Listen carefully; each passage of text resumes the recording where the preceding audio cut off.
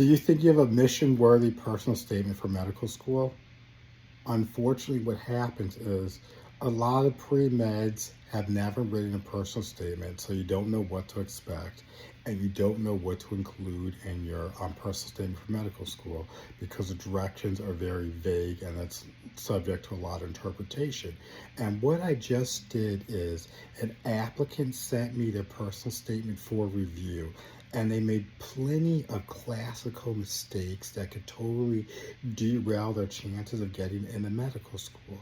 For one, they started off with basically a sleeper introductory paragraph that was just recording their biography in chronological order, telling me the demographics about their family and everything like that. And that's not going to inspire me as an AdCom to move forward with your application until these are things that you probably think make sense. That's a normal way to get started in a personal statement, but it's not the case. And you got to remember that you're in competition. You're in competition to the person to the left of you, the person to the right of you, the person in front of you, the person behind you, because the goal is to get into medical school.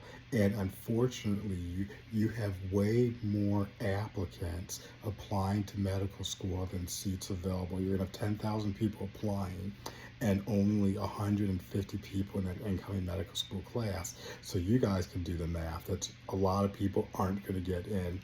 And one thing that you can do is figure out how to stand out, how to give yourself a competitive advantage when it comes to your personal statement for medical school. And then going on to the second paragraph with this applicant, they started to talk about their extracurricular activity. And my concern was, I don't have their whole application, I just have their personal statement, was that, okay, they're going into a lot of detail. This is basically the whole meat of their personal statement is one of their extracurriculars. I'm thinking they're probably going to duplicate this when they talk about their most meaningful activities. So I'm going to be concerned about that, because what you need to know is every portion of your medical school application is an opportunity for you to share new information about yourself and make the case for why you should be in medical school. So you don't want to duplicate things that can be found elsewhere in your application. That's what you need to do.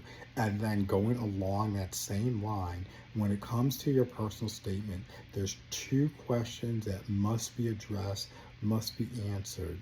Why medicine and why you? Applicants forget to do this, and they just don't even realize that they need to do it. And a personal statement I'm just reviewed right now, they did not address it at all. I did not see it anywhere. And so what you need to do is answer that. Why medicine? Why do you want to be a doctor? What's drawing you to this field, this career path? And then why you?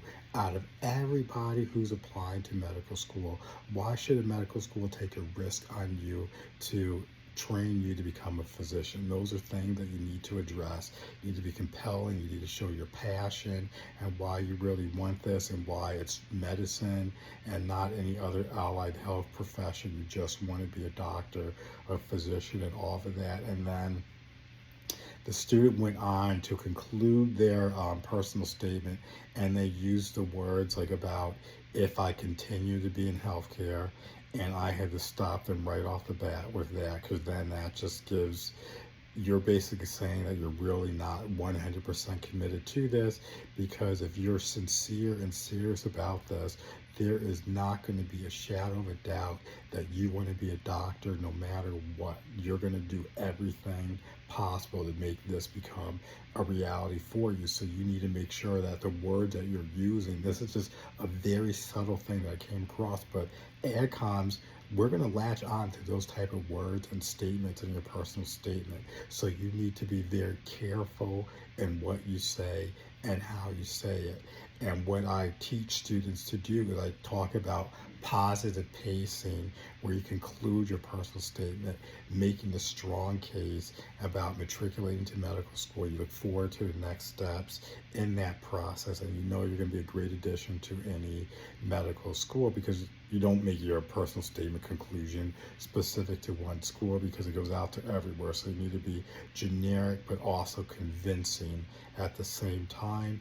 And that's what I'm seeing with students doing, that they're not doing that. that they're just writing, and it's kind of like they're doing a biography in chronological order and then talking about a couple topics here and there. They're not fully related, and I told the applicant by the time I was finished with their personal statement reviewing it that I didn't get a sense of who they were as a person. I I really don't know anything about them. I know about their one extracurricular job. I know a little bit about the family background, and that's about it. But there's nothing that's going to tell me, like, oh, yeah, I'm going back to the committee and saying, I read this person's statement. We really need to get this applicant on board and get him into a medical school interview. That was just not the case.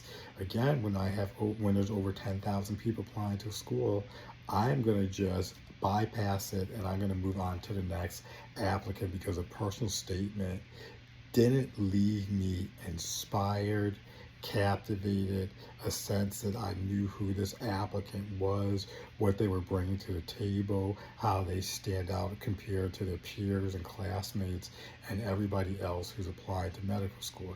And you don't want to be in that situation because you have to remember, at this point, your grades are pretty much locked in, that GPA is pretty much there, and MCAT's pretty much set in stone. You're really not going to see too much of a significant movement. Yes, you can see some movement, but overall, pretty much locked in. But your personal statement's your chance to really shine, where you can come off the paper, let us know who you are, really sell yourself to AdCom. So I encourage you guys to really give your personal statement the attention that it desires, that it needs, because you literally can write your way to medical school by how you convey yourself and talk about yourself in your medical school personal statement. And if you're struggling with writing, you don't know how to get started, you're not sure if it makes sense, you're not sure if you have a good personal statement, then reach out to me. You guys know I'm online, drpremed.com, so reach out there. I look forward to hearing from you and helping you on the next step on your journey, especially when it comes to assisting you with your personal statement, because that's not something that you want to just wing it or just like, oh, I'll just write it and figure out. No, you don't want to do that. Get expert help. I'm willing to help you and assist you so that you have the most compelling, strategic personal statement written that grabs attention of AdComs, gives them what they want so that you can get what you want, which is medical school interview invite and ultimately a medical school acceptance. So if you want that, again, drpremed.com. You can email me, jason@drpremed.com. Take care.